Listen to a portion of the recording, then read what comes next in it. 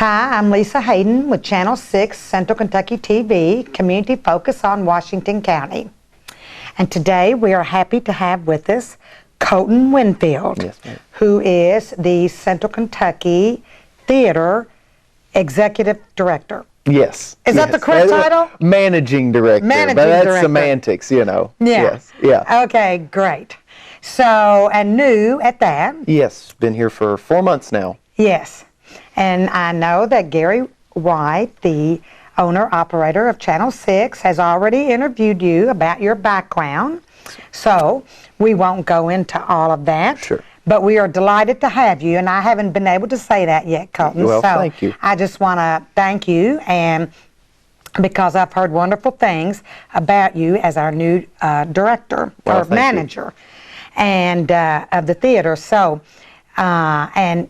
I know also that you are looking at some different things with theater, and so we'll talk about the season, the rest of this season, and what you're going to do that is Sure. new to theater. Sure.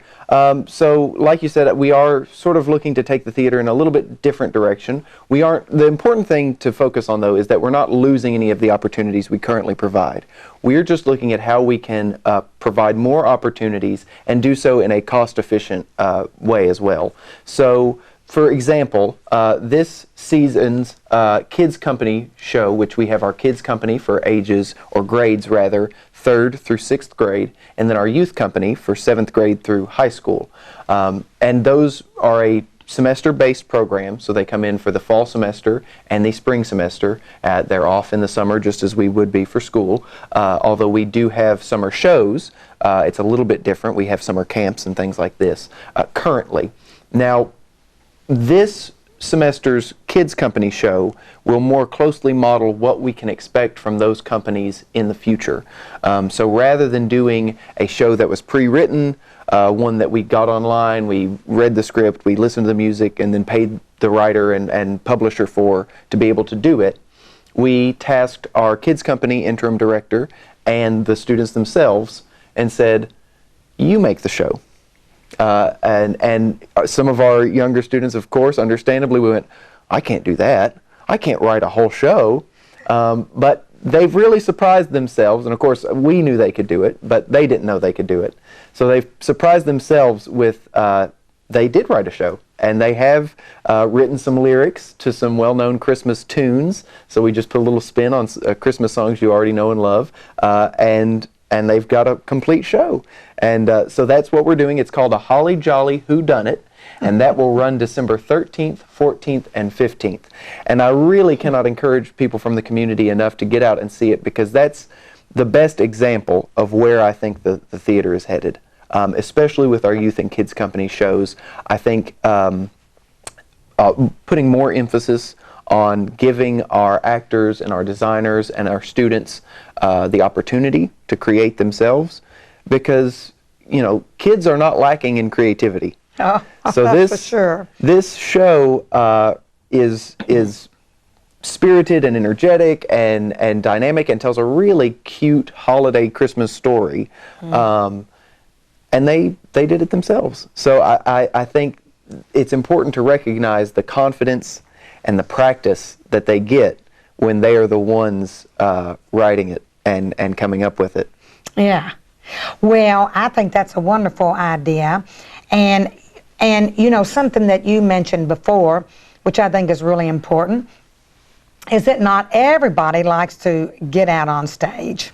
So, you know, there's all aspects to theater besides actually being an actor on the stage. That's, you know, and it's sort of funny, we say that most people know theater from coming and seeing a play, but that is such a small amount, really, of everything that we do here. You know, when you add it all up, we are happy to have actors come out and say, you know, I want to get on stage, I want to be a part of you all that way, and that's great.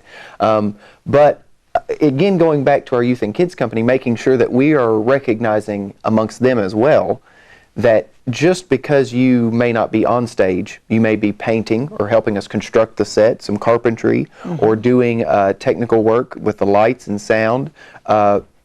those people are as much a part of the theater and as important to the theater as our actors are. Absolutely. And two, those are such necessary areas and possibilities of learning for our students, because we talk about kids today don't know how to use a sewing machine. Kids today don't know how to sew a button onto pants.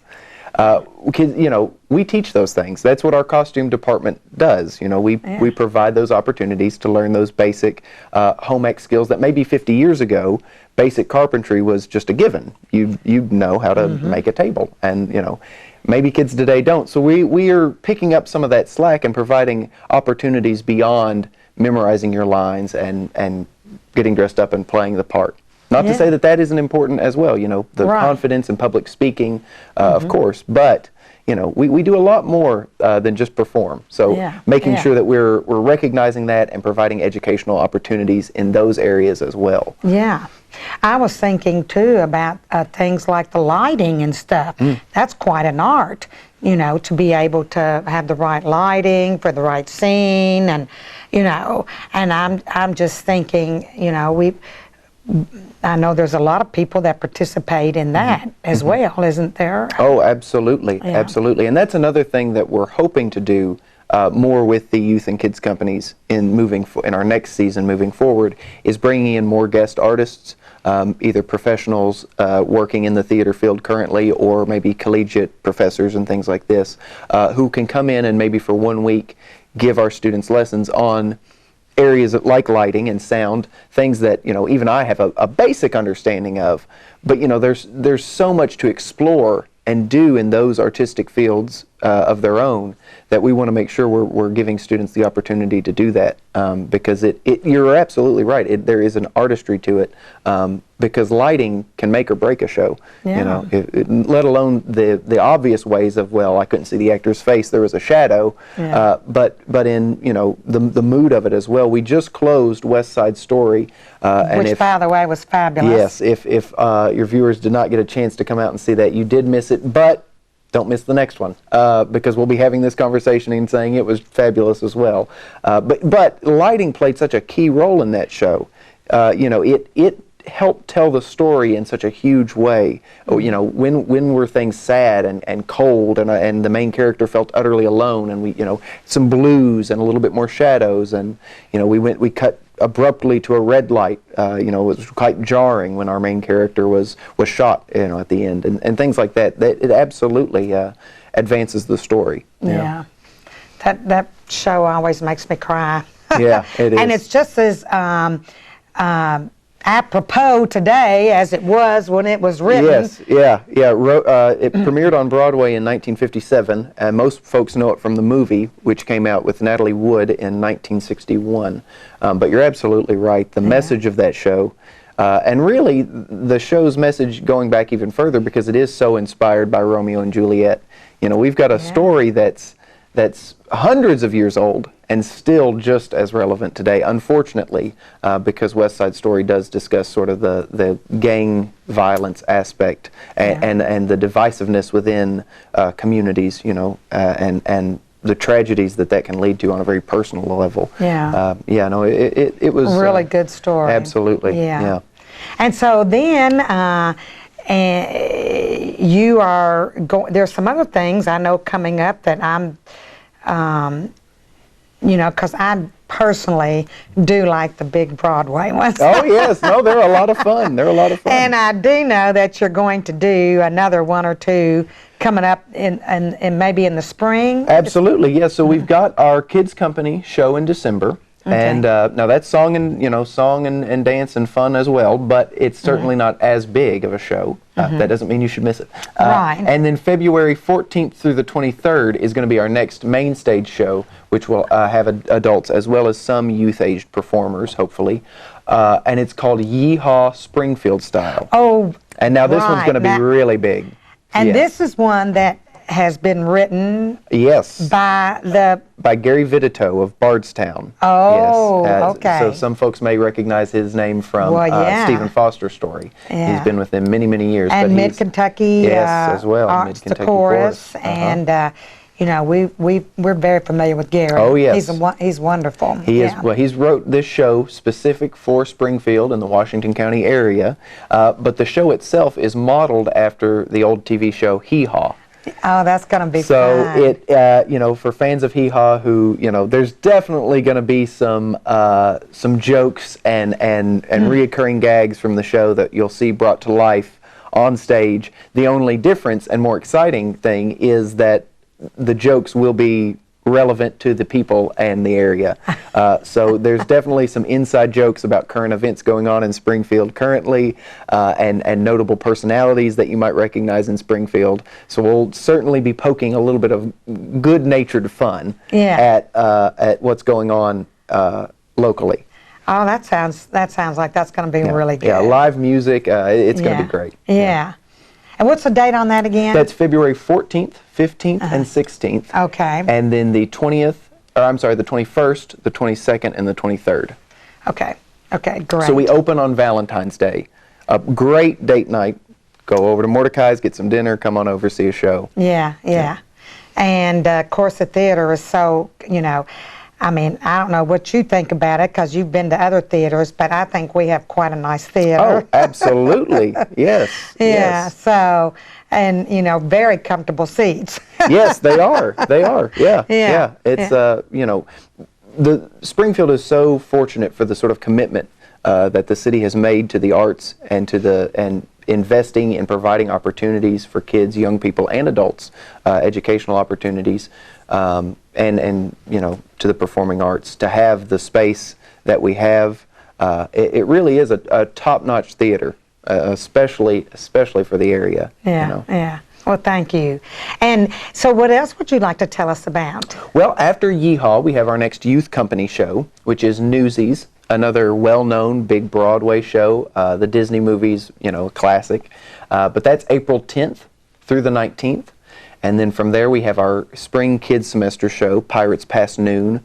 If maybe your student or your kid has read the Magic Treehouse series of books, those are a good little book series for 4th and 5th graders. But it's based on that. And then we have the Drowsy Chaperone coming up in June. Now that's, again, another big, great Broadway show, and that one is going to be main stage. So it'll be open up to any member of the community who'd like to come out and audition, and maybe you think, I'd like to try, but I don't know. Go ahead and try. I promise you'll surprise yourself at what you're able to do. I can't tell you how many people have come out and done community theater and said, you know what, I didn't know I could do that. You never know what you can do until you're pushed to do it. So step outside your comfort zone and to make the connections. The community theater is a great place to meet new people, make new friends, and give back to your community as well. Yeah. Well, I know that you told me that, speaking of giving back to the community, that you are going to do some of these productions. You're going to try to do some little skits or something at the nursing home and Right, so we will, we have our carol cards, is what we call them, because you can send our carolers like you'd send a Christmas card. So they're our carol cards, and that's our youth students who will all be made up in, Victorian, Dickens, yes. Kind of Victorian, yes, top hats and capes and things. And so we'll send them out to carol. They'll be at the ice skating event downtown here on the 14th. And then we'll also be sending them out to some assisted living facilities and things like that within the community. Now, next season, as part of our restructuring and sort of shift of what we're doing, we hope to take one of our Christmas shows, the complete show, outside of our theater and perform it charitably without admission cost or anything in something like a nursing home. So we're looking at doing a show for that as well, but that'll be next season. Next season, yeah. Okay. Yeah. So now, if someone wants to hire the carolers, now how does that work? Well, the best way to do that is going to be to reach out to us either through email or on our Facebook page. If you don't follow us on Facebook, you really should. That's the best way to stay up to date with all the exciting opportunities we have, because we are providing more opportunities, as they come available, and we're constantly adding things to our programming. Not everything can make the big master Right. list of shows and dates and things like that. So as they come available, they just get put on our Facebook page. So that's going to be the best way to stay informed. And you can send us a message through there, or folks could email us at ckctmad@gmail.com. And that's C, Central Kentucky Community Theater, Managing Artistic Director at gmail.com. Okay. And then the Facebook page is under Central KY Theater. Central KY Theater. Yes. Okay. As is our website. If you go to Central KY Theater, and that's THEATRE.com, you can find all the contact information for myself there as well. Yeah. And so if someone wants to, or, also I think we should mention, sponsorships and things of that nature, because, and I noticed on the back of the last program, some, where you have the... Yes, this isn't a full program we have here, unfortunately, but we do have show and season sponsorships. So a show sponsor is going to have their name attached with all publicity material for that show, whereas a season sponsor is going to have their advertisement placed in every program of all of the shows for that season. So season sponsors range in price depending upon the quarter page, half page, and full page, and black and white or color as well. Those affect the prices. But it's not too late at all to reach out to me if you're a local business owner and you think, I'd like to get my name out there.